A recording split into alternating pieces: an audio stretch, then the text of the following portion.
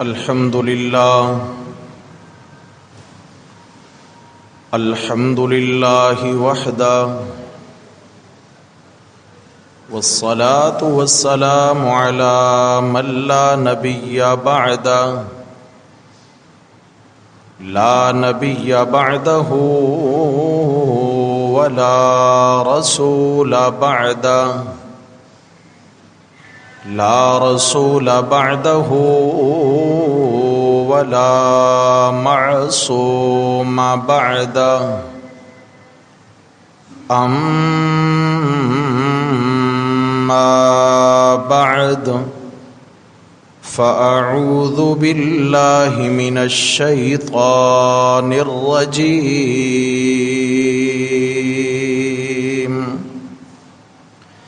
بسم الله الرحمن الرحيم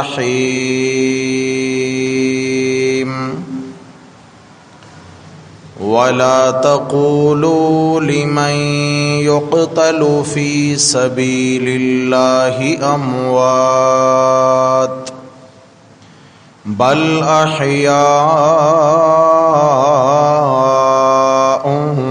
ولكن لا تشعرون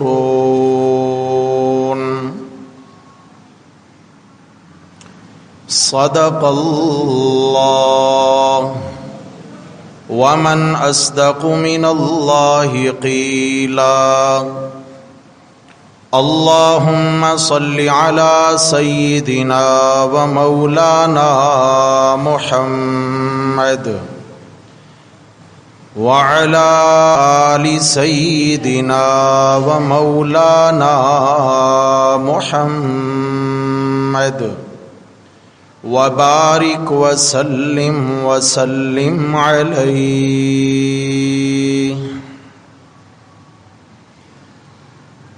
لائق صد احترام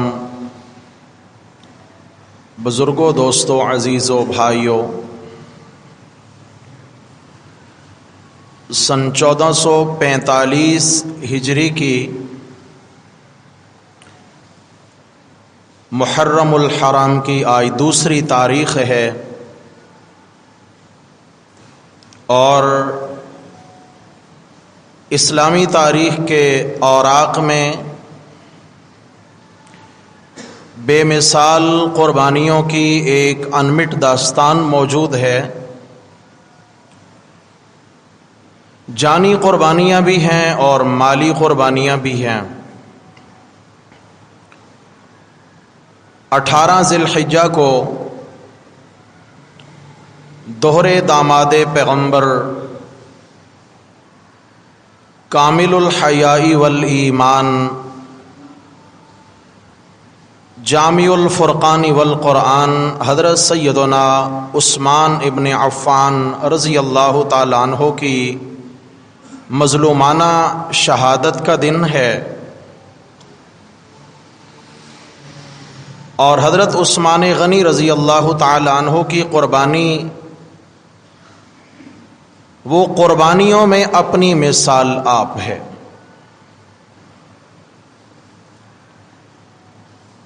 یکم محرم الحرام کو نئے اسلامی سال کا آغاز ہوتا ہے اور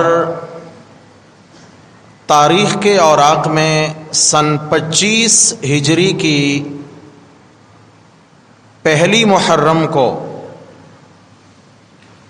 اسلام نے ایک بہت بڑی قیمت چکائی ہے، ایک بہت بڑی قربانی پیش کی ہے.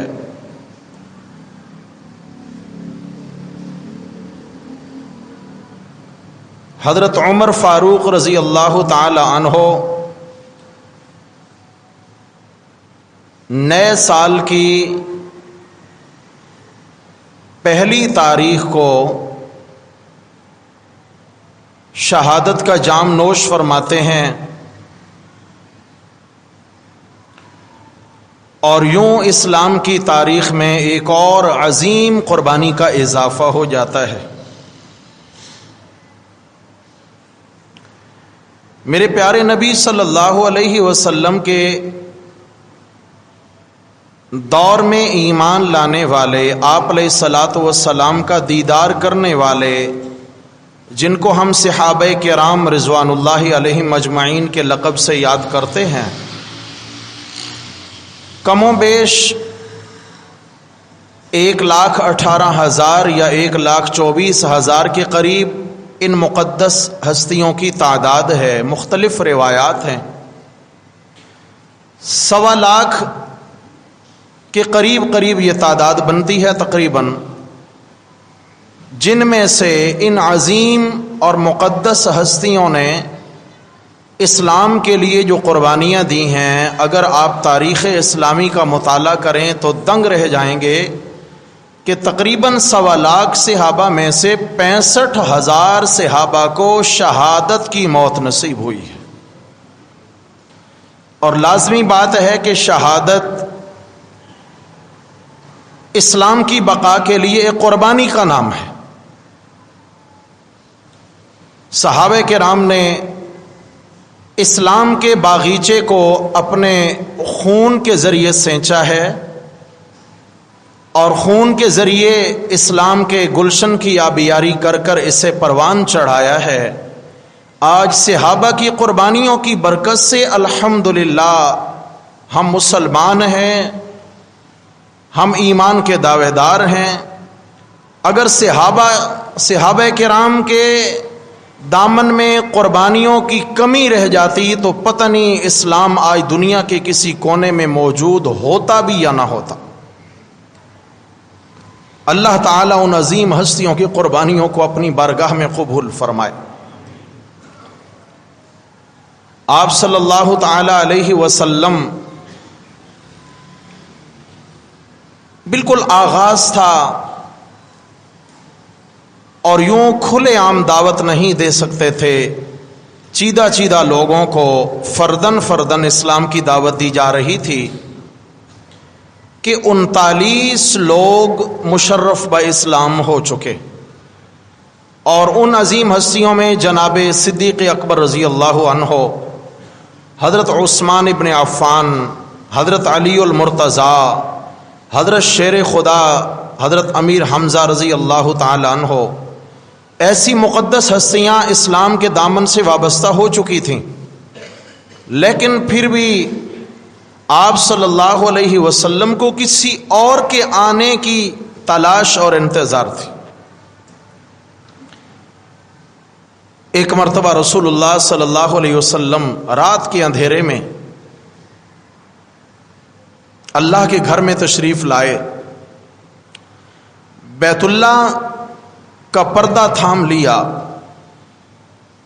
اور پردہ تھام کر آپ صلی اللہ علیہ وسلم رو کے اللہ کے حضور دعائیں مانگنے لگے۔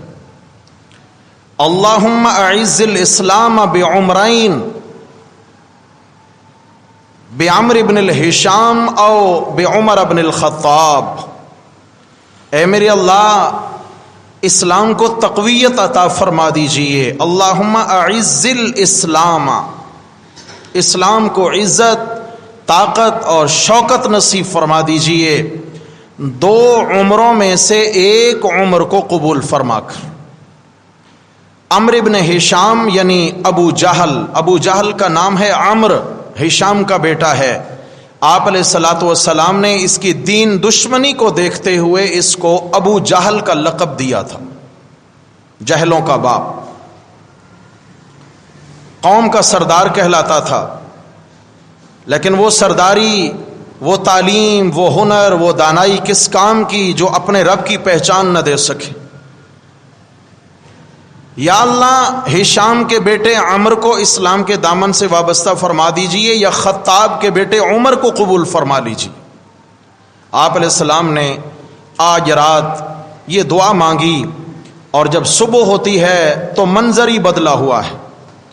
ابو جہل نے قریش مکہ کو مطاف میں جمع کیا، جہاں آپ علیہ السلام نے رات کو دعا مانگی تھی وہیں اس نے مکہ کے سرداروں کو جمع کیا، اور وہاں پہ اس نے انتہائی جوشیلی تقریر کی، آپ صلی اللہ علیہ وسلم کو اپنے مذہب کے لیے خطرناک قرار دیا، اور آپ صلی اللہ علیہ وسلم کے قتل کے لیے لوگوں کو ابھارنا شروع کیا۔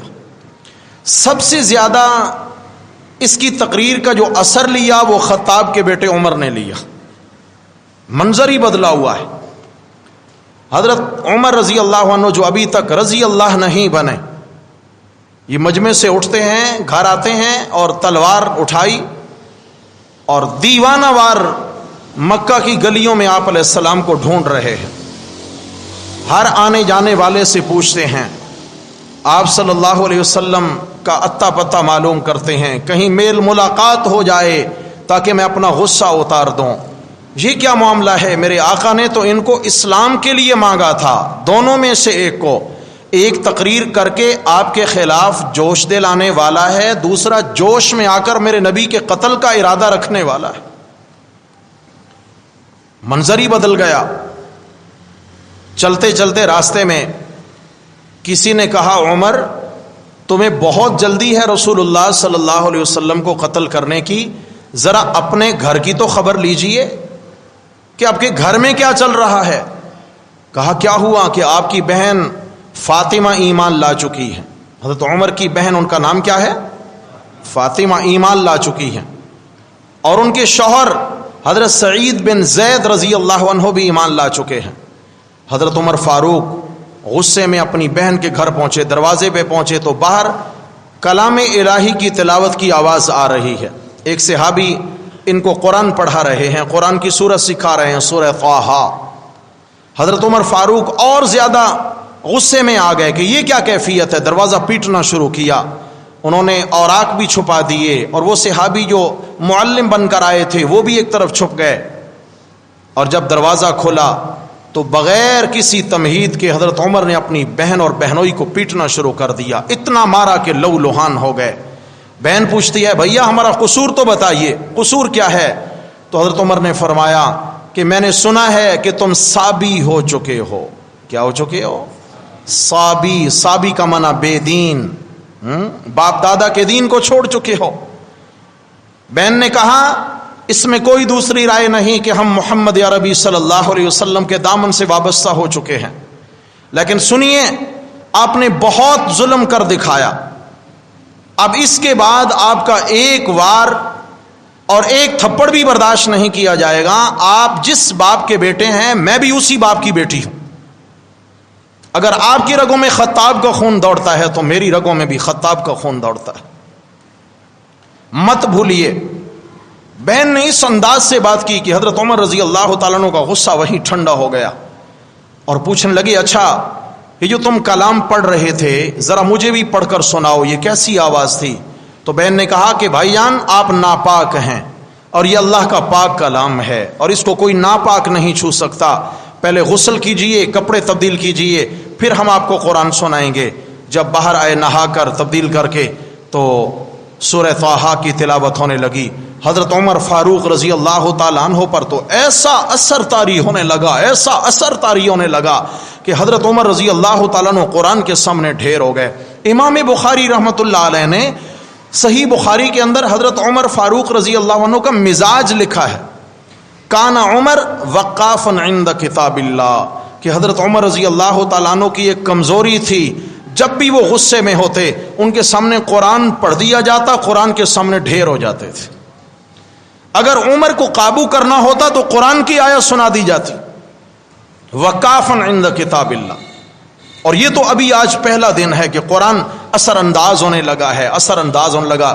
کہنے لگے واہ کیا کہنے اس کلام کے، ایسا بہترین کلام آج تک میں نے زندگی میں نہیں سنا. چلو مجھے محمد کریم صلی اللہ علیہ وسلم کے پاس لے چلو. آپ علیہ الصلوۃ والسلام حضرت زید بن ارقم دار ارقم میں موجود تھے. دار ارقم میں لے گئے اور وہاں پر کلمہ پڑھا، ایمان لائے. یہ پہلا مرحلہ تھا. 40 کی تعداد مکمل ہوئی، 39 پہلے ایمان لا چکے تھے. 40ویں صحابی کون ہے؟ حضرت عمر فاروق رضی اللہ تعالی عنہ. حضرت عمر فاروق جو ہی کلمہ پڑھتے ہیں، اشہد ان لا الہ الا اللہ وان محمد الرسول اللہ، جو ہی کلمہ پڑھا تو صحابہ کرام نے نعرہ تکبیر بلند کیا. ہاں نعرہ تکبیر بلند کیا اور اللہ اکبر کے نعرے مکہ کی گلیوں میں گونج اٹھے.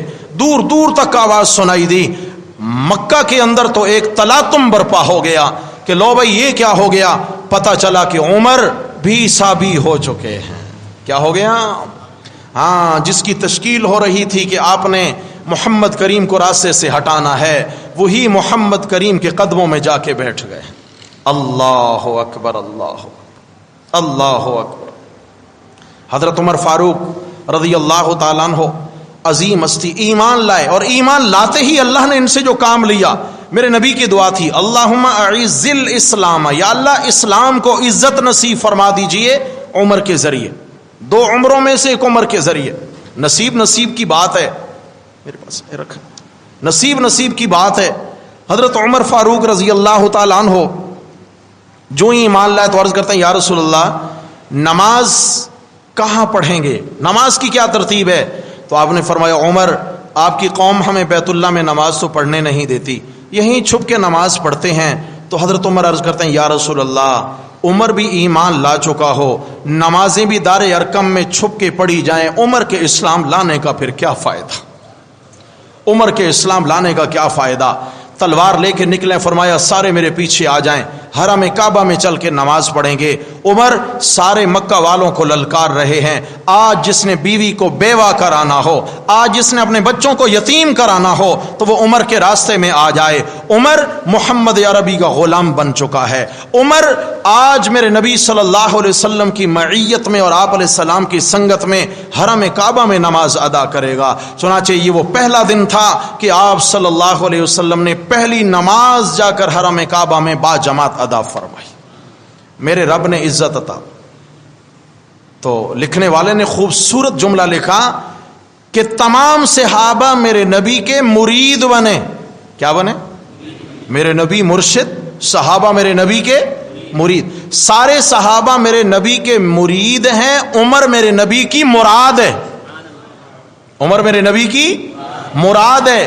مراد کہتے ہیں میری ایک مراد ہے، اللہ کرے پوری ہو جائے، میری ایک تمنا ہے، اللہ کرے پوری ہو جائے. عمر میرے نبی کی دعاؤں کی مراد ہے، میرے رب نے پورا کر دکھایا. اور جب عمر اسلام میں آئے، میرے رب نے جو عزت عطا فرمائی. عمر رضی اللہ تعالیٰ عنہ کہا کرتے تھے عمر تو ایک چرواہا تھا، تجھے اونٹ چرانے نہیں آتے تھے، تجھے باپ سے روزانہ ڈانٹ سننا پڑتی تھی. آج اللہ نے تجھے عزت عطا فرمائی ہے، اسلام نے تجھے عزت عطا فرمائی ہے. آج تو 22 لاکھ مربع میل کا حکمران ہے. عمر تو اپنا ذرا ماضی یاد کر، اور ماضی یاد کر کر کے اللہ کی عطاؤں پہ رویا کرتے تھے، اللہ کی عطاؤں پہ رویا کرتے تھے. اللہ اکبر، اللہ اکبر. حضرت عمر رضی اللہ تعالیٰ عنہ کا ایک لقب حدیث میں محدث، کیا لفظ؟ محدث. اس کا معنی یہ ہوتا ہے کہ جس کے دل میں اللہ تعالیٰ خیر کی باتیں ڈالیں، دل پہ باتیں وارد ہوں، دل پہ القاء ہو. ہم جسے کہتے ہیں الہام ہو. کیا ہو؟ الہام کسے ہوتا ہے؟ اللہ کے ولیوں کو. بولیے کن کو؟ ذرا مجھے بتائیے، جنہوں نے میرے نبی کے مبارک مکھڑے کا ایمان کی حالت میں بار بار دیدار کیا ہو، ان سے بڑا کوئی ولی ہو سکتا ہے؟ صحابہ سے بڑا کون ولی ہو سکتا ہے؟ صحابہ تو ولیوں کے امام ہیں. آپ علیہ السلام نے ایسے نہیں فرما دیا تھا. میرے آقا علیہ الصلوۃ والسلام فرمایا کرتے تھے من رآنی او رآ من رآنی فقد حرم اللہ علیہ النار او کما قال النبی صلی اللہ علیہ وسلم. آپ علیہ الصلوۃ والسلام نے فرمایا جس نے مجھے دیکھ لیا، وہ آنکھ جس نے میرا دیدار کیا، 1. نمبر 2 وہ آنکھ جس نے اس چہرے کو دیکھا جس نے مجھے دیکھا. ایک تو وہ جنہوں نے ڈائریکٹ اللہ کے نبی کو دیکھا، اور جنہوں نے ان دیکھنے والوں کو دیکھا، دیدار کرنے والوں کو دیدار کیا. آپ علیہ السلام نے فرمایا جس نے مجھے دیکھا اس آنکھ پر بھی جہنم کی آگ حرام ہے، جس نے اس آنکھ کو دیکھا، جس آنکھ نے مجھے دیکھا اس آنکھ پر بھی جہنم کی آگ حرام، ان پر بھی جہنم کی آگ حرام ہے. قربان جاؤں میرے آپ کے امام اعظم امام ابو حنیفہ رحمہ اللہ تعالی 7 صحابہ سے اللہ کا دین پڑھا ہے. انہوں نے کتنے صحابہ استاد ہیں ان کے؟ 7 صحابہ سے دین پڑھا ہے. کیا خیال ہے آج اگر کوئی چاند کی طرف تھوکنا شروع کرے چاند میلا ہو سکتا ہے؟ اس لیے احتیاط رکھنی چاہیے، احتیاط رکھنی چاہیے۔ اللہ ولی، اللہ ولی۔ حضرت عمر فاروق رضی اللہ عنہ کا ایک لقب ہے محدث، ان کے دل میں اللہ نے خیر کی باتیں القا کی ہیں، دل میں۔ روایات میں آتا ہے کہ حضرت عمر فاروق رضی اللہ تعالیٰ عنہ 22 ایسے مواقع آئے کہ ان کے دل میں ایک بات آئی یا بسا اوقات ان کی زبان پہ کوئی بات آ گئی، حضرت عمر رضی اللہ عنہ نے جو رائے دے دی اللہ نے اسے قرآن بنا دیا۔ کیا بنا دیا؟ اللہ نے اسے قرآن بنا دیا۔ آپ علیہ الصلوۃ والسلام حضرت عمر رضی اللہ تعالیٰ عنہ کا لقب، حضرت عمر رضی اللہ تعالیٰ عنہ کو اکثر ان الفاظ سے خطاب فرماتے، یا لسان اللہ، اے اللہ کی زبان، اے اللہ کی۔ کیوں کہ تو فرش پہ بولتا ہے، وہ عرش سے بول دیتا ہے، تو یہاں رائے دیتا ہے، وہاں سے قرآن ہو کے اتر آتا ہے۔ یا لسان اللہ۔ عبداللہ ابن ابی ابن سلول رئیس المنافقین، اس کا انتقال ہو گیا۔ آپ علیہ الصلوۃ والسلام کو ابھی تک ممانعت نہیں آئی تھی ایسے لوگوں کی نماز جنازہ پڑھانے کی۔ آپ نے فرمایا چلو میرے صحابہ، عبداللہ ابن ابی ظاہری طور پہ کلمہ تو پڑھتا تھا، ہمارے پیچھے نمازیں بھی پڑھتا تھا، منافق تھا، چلو اس کی نماز جنازہ پڑھنے چلتے ہیں۔ حضرت عمر فاروق بھی چل پڑے ہیں اور سوچتے جا رہے ہیں آج اگر فرق نہ ہوا تو قیامت تک کوئی فرق نہیں کر پائے گا، آج اگر یوں ہی معاملہ ملا جلا رہا تو کل دن قیامت تک کوئی فرق نہیں کر پائے گا، کھرے اور کھوٹے کی کیسے تمیز ہوگی۔ صفیں درست ہونے لگیں، حضرت عمر فاروق رضی اللہ عنہ آگے بڑھتے ہیں، آپ علیہ الصلوۃ والسلام سے انداز دیکھیں بات کرنے کا، عرض کرتے ہیں کیف نصلی علی المنافق یا رسول اللہ، یا رسول اللہ تھوڑا جنازے کا طریقہ ارشاد فرما دیں، مومن کا جنازہ، نماز جنازہ مومن کی پڑھنے کا تو آپ نے ہمیں طریقہ بتایا ہوا ہے کہ مومن کی یوں نماز جنازہ پڑھتے ہیں، 4 تکبیریں ہوتی ہیں، پہلی تکبیر میں یوں یوں یوں یوں اور اس طریقے سے نماز جنازہ ہوتی ہے۔ کیف نصلی علی المنافق، یا رسول اللہ منافق پر نماز جنازہ پڑھنے کا طریقہ کیا ہوگا؟ سوال سمجھا؟ بڑا عجب اشارہ کر دیا۔ آپ علیہ الصلوۃ والسلام نے فرمایا مہلن یا عمر، عمر رک جا چپ کر۔ کیا مطلب ہے؟ اشارہ کر دیا مت بول، تو بولتا ہے تو ادھر کچھ ہونے لگ جاتا ہے، ابھی میرے رب نے مجھے منع نہیں کیا ہے، رک جائیے۔ حضرت عمر فاروق پیچھے ہٹیں، خود فرماتے ہیں میں صف میں کھڑا اپنے پاؤں کی طرف دیکھ رہا ہوں، نیچی نگاہوں اور میرے آنسو ٹپ ٹپ گر رہے ہیں۔ میرے اللہ تیری رحمت کا سمندر جوش میں ہے، میرے اللہ تیری رحمت کا سمندر جوش میں ہے، اگر میرے نبی نے آج اس کی نماز جنازہ پڑھا دی کل دن قیامت تک ہم میں سے کوئی اپنے بیگانے میں فرق نہیں کر پائے گا۔ اے میرے اللہ تو ہی اپنے نبی کو روک سکتا ہے، تو ہی روک سکتا ہے۔ آپ صلی اللہ علیہ وسلم اشارہ کرنے لگے کہ ابھی نماز شروع ہو جائے، جبریل قرآن لے کر آئے، لا تصلی علی احد منہم مات ابدا ولا تقم علی قبرہ۔ میرے پیغمبر جی عمر کے دل میں یہ بات آئی ہے، میں اللہ نے اسے قرآن بنا دیا، سورہ توبہ کی آیت بنا دی ہے، لا تصلی علی احد منہم مات ابدا، کہ ان میں سے کوئی موذی جب کبھی بھی مر جائے تو اس پہ نماز جنازہ پڑھنے کی آپ کو اجازت، ولا تقم علی قبرہ، یا اللہ صرف جنازہ نہ پڑھوں باقی معاملہ، فرمایا لا تقم علی قبرہ، تدفین کے بعد اس کی قبر پہ کھڑے ہو کر اس کے لیے مغفرت کی دعا کرنے کی بھی اجازت۔ توجہ ہے، نماز جنازہ نہیں پڑھنی کیونکہ اس میں بھی دعا ہے، اللہم اغفر لی حینا و یاد ہے نا، ماشاءاللہ یاد کریں۔ اور پھر مسئلہ ہے شریک، جب تدفین ہو جائے تو پھر اجتماعی دعا ہے، اگر جنازے کے بعد اجتماعی ہوتی تو اس کا بھی ممانعت آ جاتی۔ سمجھ آ گئی؟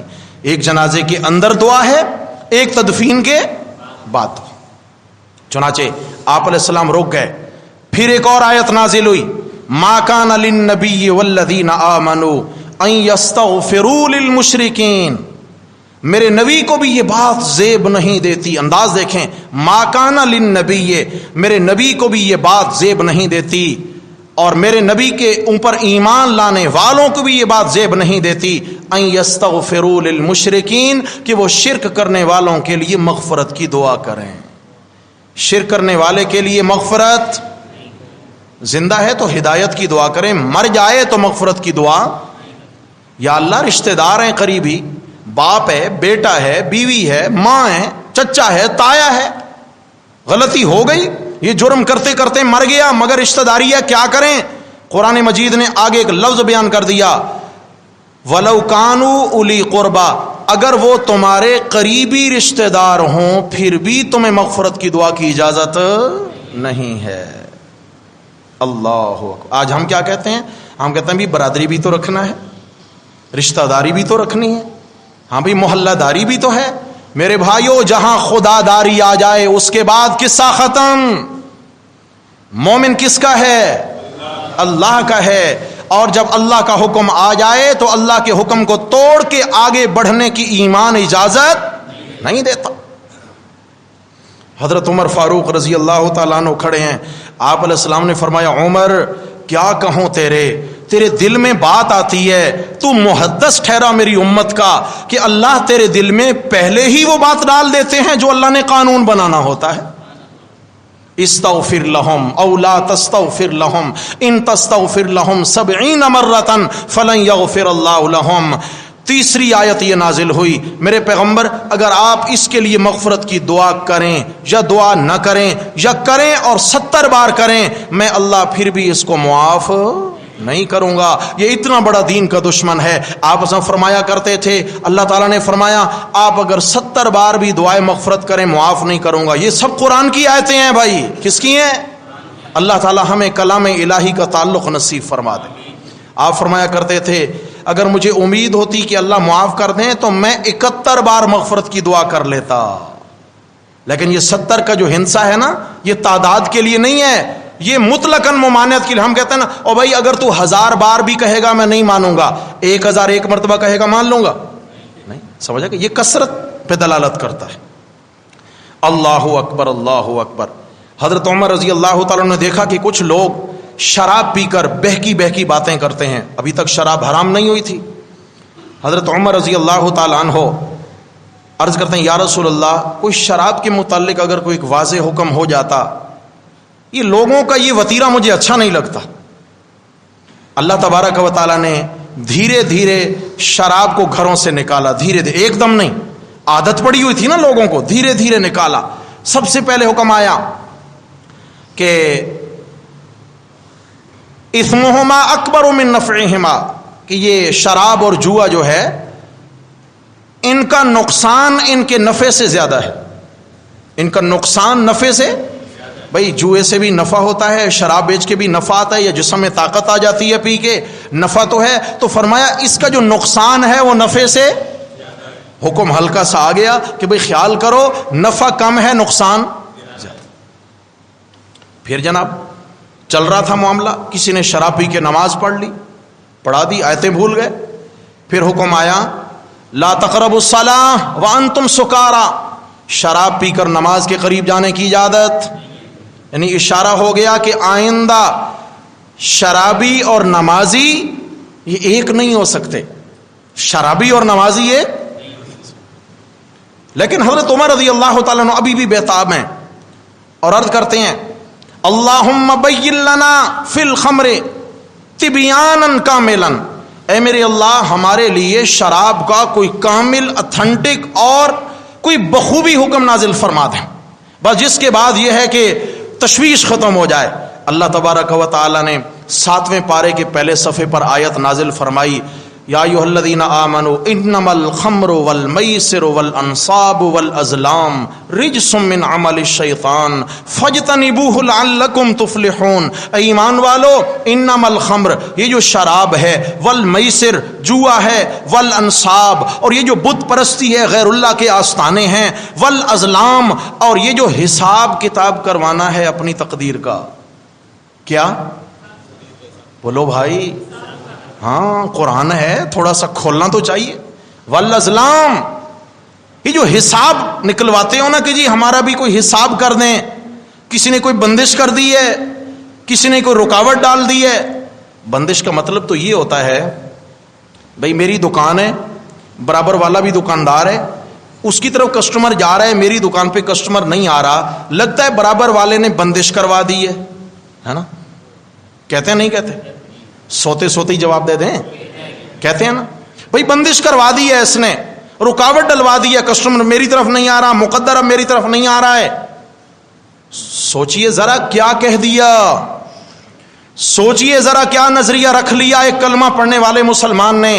کہنا یہ چاہتا ہے اللہ تو مجھے دینا چاہتے تھے مگر برابر والے نے بندش کر دی, کروا دی, رکاوٹ ڈلوا دی. اللہ دینا چاہتے تھے مگر اس نے نہیں دینے دیا. اللہ کمزور ہیں کسی سے؟ بولیے بھائی. یاد رکھیے یہ کفریہ نظریہ ہے اور قرآن مجید نے اس کو کفر قرار دیا ہے. سورہ مائدہ کی آیت نمبر 3 میں قرآن نے اس کو کفر قرار دیا ہے. کوئی کسی کا حساب نہیں کر سکتا. اللہ نے جو تقدیر میں لکھ دیا ہے, تقدیر کا لکھا کسی کو معلوم نہیں ہے.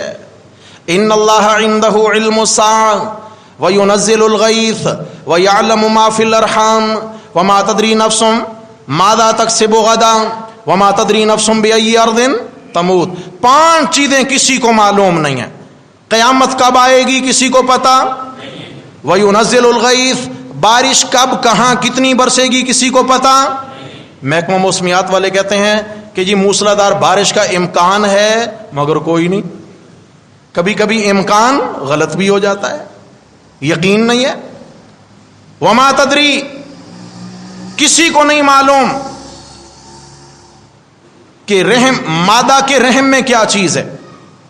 وما تدری نفس ماذا تکسب غدا, پیٹ کے حالت کا کسی کو پتا نہیں ہے. نہیں ہے پتا کسی کو بھی. کیا مطلب؟ لیڈی ڈاکٹر تو الٹرا ساؤنڈ کر کے بتا دیتی ہے بچہ ہے یا بچی ہے. اور وہی مزہ تو تب ہے کہ آلات کا استعمال نہ کرے, ایویں پیٹ کو دیکھ کر کے بتا دے پھر پتا چلے. لیکن کوئی نہیں بتا سکتا. میرا رب ہے جو پانی کے قطرے کو بھی جانتا ہے اس سے بچہ ہوگا یا بچی ہوگی, کب ولادت ہوگی, کتنی عمر پائے گا, کتنا رزق پائے گا, کہاں شادی ہوگی, کتنی اولادیں ہوں گی, ایمان پہ ہوگا کفر پہ ہوگا, کب موت آئے گی, قبر کہاں بنے گی, آخرت کیسی ہوگی. میرا اللہ اس پانی کے قطرے کے حالات کو بھی جانتا ہے. اور کوئی مشینیں لگا کے یہ بتا سکتا ہے؟ نہیں بتا سکتا. وما تدری نفس ماذا تکسب غدا, کسی کو نہیں پتا کہ وہ کل کیا کرے گا. ہم میں سے کسی کو پتا ہے کہ ہم کل کیا کریں گے, ہمارے ساتھ کل کیا ہونے والا ہے؟ ارادہ کر سکتے ہیں کل آفس جائیں گے, ارادہ ہے کل دکان کھولیں گے, ارادہ ہے انشاءاللہ کل سفر کرنا ہے, ارادہ ہے بھئی کل یہ کام کرنا ہے. ارادہ کر سکتے ہیں مگر یقینی طور پہ ہمیں معلوم نہیں کہ ہمارے ساتھ کل کیا ہونے والا ہے. کسی کو پتا؟ یہ قرآن کی آیت ہے. نمبر 5, وما تدری نفس بأی ارض تموت, کسی کو نہیں پتا کہ زمین کے کون سے ٹکڑے پر اسے موت آئے گی. اگر پتہ چل جائے کہ بھئی یہاں سے نکلو گے اور اگلی چورنگی میں تمہارا ایکسیڈنٹ ہوگا اور انتقال ہو جائے گا, زندگی میں کبھی اس چورنگی کی جانب رخ ہوگا؟ پتہ ہی نہیں ہے. بلکہ انسان اتنا تیزی میں ہوتا ہے, اتنا تیزی میں ہوتا ہے, بھائی جلدی کرو میرے پاس ٹائم ہی نہیں. ارے بھائی چائے تو پی کے جاؤ, چائے تیار ہے. بھائی ٹائم ہی نہیں ہے میرے پاس. کیوں ٹائم نہیں ہے؟ آگے وقت اتنا کم ہے کہ اس نے اس وقت میں وہاں پہنچ کر وہاں روح دینی ہے, وہاں موت آنی ہے. اس لمحات اور اس جگہ کو جاننے والا بھی صرف کون ہے؟ اللہ ہی ہے. واپس آ جائیے, کیا بات ہو رہی تھی جی؟ نہیں جی. حضرت عمر, ماشاءاللہ, حضرت عمر رضی اللہ تعالیٰ عنہ دعا کرتے ہیں یا اللہ کوئی کامل ممانعت دے دیجئے تاکہ اس نحوست سے جان چھوٹے. میرے رب نے قرآن بنایا, آیت نازل کی سورہ مائدہ میں 7ویں پارہ میں, غالباً آیت نمبر 90 ہے سورہ مائدہ کی. فرمایا یا ایھا الذین آمنوا انما الخمر والمیسر والانصاب والازلام رجس. فرمایا یہ چاروں چیزیں گندگی ہیں, شراب بھی, جوا بھی, بت پرستی بھی, اور مقدر معلوم کرنا بھی, فال کھلوانا بھی رجسن گندگی ہے. من عمل الشیطان, سب شیطانی کام ہیں. کیا ہیں پیارے بھائیو؟ قرآن کہہ رہا ہے عمل الشیطان, سب شیطانی کام ہیں. فجتنبو, ان سے بچو, ان سے بچو.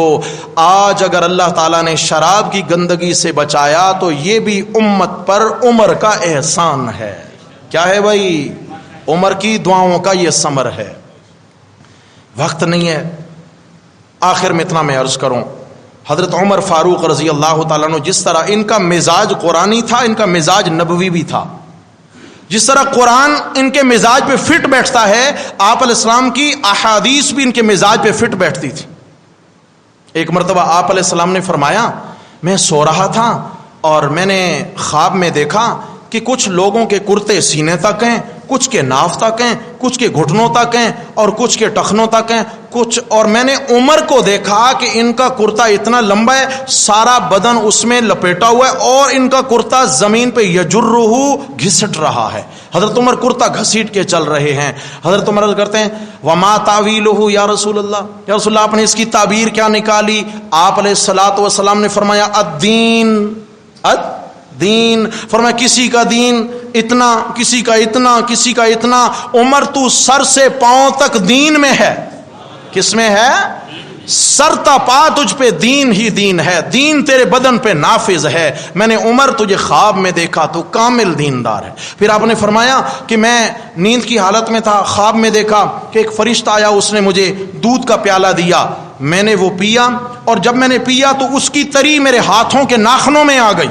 آپ نے خواب میں دیکھا دودھ کی تری میرے ہاتھوں کے ناخنوں میں آ گئی. میں نے بقیہ دودھ عمر کو دے دیا، عمر نے وہ پی کے ختم کر دیا. پھر پوچھتے ہیں وما تعویلہ یا رسول اللہ، یا رسول اللہ اس کی تعبیر کیا ہے؟ فرمایا اس کی تعبیر علم ہے. کیا ہے یا رسول اللہ؟ پھر آپ نے پیا مجھے دیا. آپ نے فرمایا ہاں اللہ نے جو مجھے علوم نبوی عطا فرمائے تھے عمر، اللہ نے وہ کامل علوم آپ کو نصیب فرمائے. کیا مطلب ہے؟ جو مجھ پہ اترتا گیا عمر کو ملتا گیا. اس لیے آپ نے فرمایا لو کان من بعدی نبی لکان عمر، اگر آج کے بعد میرے بعد کوئی نبی آنا ہوتا تو وہ کون ہوتا؟ وہ عمر ہوتے. حضرت عمر رضی اللہ تعالیٰ عنہ یکم محرم الحرام کو ان کی وفات حسرت آیات ہے، المناک شہادت کا دن ہے. اب واقعات سنتے رہتے ہیں، اس طرف جانے کی ضرورت ہی نہیں ہے. لیکن آخر میں ایک اشارہ کرنا چاہوں گا، کچھ وہ لوگ جن کے دلوں میں صحابہ کی نفرت بیٹھی ہوئی ہے اور خامخواہ انہوں نے صحابہ کرام کو ڈیویلیو کرنے کی قسم کھا رکھی ہے کہ ہم نے صحابہ کو ڈیویلیو کرنا ہے، جسے اللہ نہ کرے اسے کوئی کر سکتا نہیں ہے. انہوں نے کیا کہا جی؟ حضرت عمر کی شہادت تو ہے 26 یا 27 ذی الحجہ کو، تو جناب یہ سنی مسلمانوں نے حضرت حسین رضی اللہ تعالیٰ عنہ سے مقابلہ کرانے کے لیے حضرت عمر کی شہادت جو ہے نا وہ محرم میں مشہور کر دی ہے. انا للہ و انا الیہ راجعون. میں اور آپ کون ہوتے ہیں مقابلہ کرانے والے بھائی؟ ہم کون ہیں؟ بس اتنی بات کہہ دوں کہ میرے نبی نے فرمایا الحسن والحسین سیدہ شباب اہل الجنہ، حسن و حسین جنتی جوانوں کے سردار ہیں. اور میرے پیارے نبی نے فرمایا ابو بکر و عمر سیدہ کہول اہل الجنہ، ابو بکر و عمر جو ہیں یہ جنتی بزرگوں کے سردار ہیں، جنتی بزرگوں کے سردار ہیں. حضرت حسین رضی اللہ تعالیٰ عنہ تقریباً 60 سال کے قریب عمر کے تھے جب ان کی شہادت ہوئی ہے. 60 سال کا بندہ جوان ہوتا ہے بوڑھا ہوتا ہے؟ ابے جوان ہوتا ہے. واہ، 60 سال کا بندہ جوان ہوتا ہے بھائی. چلیں پھر رجوع کر لیں، کیا ہوتا ہے؟ 40 سال کے بعد بڑھاپا ہے. 60 سال کی عمر بڑھاپے کی ہے. تو حضرت حسین رضی اللہ تعالیٰ عنہ دنیا سے جانے لگے ہیں، جوان ہیں بوڑھے ہیں؟ بوڑھے ہیں. میرے نبی نے فرمایا ابو بکر و عمر جنتی بزرگوں اور بوڑھوں کے سردار ہیں. کہتا جی مقابلہ کرا رہے ہیں. کیوں مقابلہ کرائیں؟ مقابلہ بنتا ہے بھلا؟ البتہ اتنی بات کہوں گا، جن روایات میں یہ بات آتی ہے کہ حضرت عمر رضی اللہ عنہ کی شہادت 26 یا 27 ذی الحجہ ہے، شہادت نہیں، حضرت عمر رضی اللہ تعالیٰ عنہ پر حملہ جو ہوتا ہے وہ 26 یا 27 ذی الحجہ. یہ روایات میں الفاظ ہیں کہ ذی الحجہ کے آخری 3 دن باقی تھے کہ فجر کی نماز میں ابو لولو فیروز مجوسی نے حملہ کیا، حضرت عمر زخمی ہوئے اور 3 دن کے بعد یکم محرم کو سن 25 ہجری اتوار کے دن دوپہر کے وقت ان کا انتقال ہوتا ہے 63 برس کی عمر میں. کتنی عمر میں؟ میرے نبی دنیا سے گئے تو کتنی عمر؟ ابو بکر دنیا سے گئے تو کتنی عمر؟ اور میرے عمر دنیا سے گئے تو عمر کی کتنی عمر؟ 63. یہ عجیب اتفاقات ہیں. اللہ اکبر. چنانچہ حضرت عمر رضی اللہ تعالیٰ عنہ یکم محرم کو دنیا سے رخصت ہوتے ہیں. ابن اسیر جزری نے اپنی سند سے اسد الغابہ فی معرفت الصحابہ، اس کے اندر روایت نقل کی ہے کہ حضرت عمر رضی اللہ تعالیٰ عنہ یکم محرم کو شہید ہوئے ہیں، انتقال ہوا ان کا، دنیا سے رخصت ہوئے. اور علامہ ابن کثیر رحمۃ اللہ علیہ نے البدایہ والنہایہ کے اندر بہت سارے اقوال ذکر کرنے کے بعد آخر میں فرمایا کہ صحیح قول یکم محرم کا ہے، صحیح قول یکم محرم کا. لیکن ایک بات آخر میں عرض کروں، کیا شہادت کی تاریخوں میں اختلاف ہونا یہ کوئی بڑی بات ہے؟ بھائی شہید تو ہوئے نا، شہادت مان لی، اتنا ہی کافی ہے. حضرت عمر رضی اللہ تعالیٰ عنہ میرے نبی کے ساتھ ہیں، پہاڑ پہ کھڑے ہیں، ابو بکر بھی ساتھ، عمر بھی ساتھ، عثمان بھی ساتھ. تو پہاڑ پہ زلزلہ طاری ہوا، آپ علیہ الصلوۃ والسلام نے پاؤں مبارک مارا اور فرمایا کہ ٹھہر جا پہاڑ، ان علیک نبی و صدیق و شہیدان، تیرے اوپر ایک اللہ کا نبی موجود ہے، ایک صدیق موجود ہے، دو ہونے والے شہید موجود ہیں. کتنے؟ اللہ تبارک و تعالیٰ ان عظیم ہستیوں کی ہمیں سچی اتباع نصیب فرمائے، اللہ تعالیٰ ان کی سچی محبت نصیب فرمائے. اگلا جمعہ انشاءاللہ حضرات حسنین کریمین اور اہل بیت اطہار کی سیرت کے حوالے سے انشاءاللہ بات ہوگی. اقول قولی استغفر اللہ واتوب